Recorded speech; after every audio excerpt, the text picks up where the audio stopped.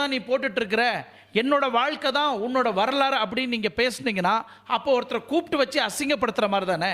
இதில் சிவராஜ்குமாரை கர்நாடகாவில் நிறைய பேர் திட்டுறாங்க. உங்கள் ஃப்ரெண்ட்ஷிப் வேணும்னா உங்கள் வீட்டுக்கு கூப்பிட்டு சாப்பாடு போடுங்க. சிவராஜ்குமார் வந்து கர்நாடகா சாண்டல்வுட்டுக்கு லாக்கி இல்லாதவர்.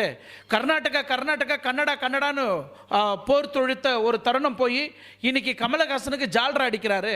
அந்த ஸ்டேஜில் அவர் பேசும்போது எந்திரிச்சு வெளியே வந்திருக்கணும் அப்படின்னு. அவர் என்ன பண்ண முடியும்? ஒரு மதிப்பு மரியாதையும் கொடுத்து பேசுகிறாங்க. கமலஹாசன் மைக்க பிடிங்கியா இந்த மாதிரிலாம் பேசாது அப்படின்னு சொல்ல முடியும். கமலஹாசன் உலக நாயகன்.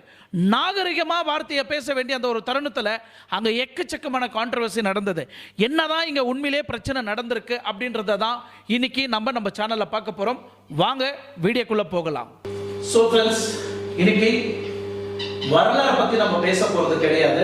வரலாறுக்கும் நம்மளுக்கு ரொம்ப தூரம். ஸோ இதை சார்ந்து ரொம்ப வரலாறாக நம்ம உள்ள டீப்பாக போக தேவையில்லை. கர்நாடகாவில் வந்து தமிழ் பிறந்ததா, தமிழ் இருந்து கர்நாடகா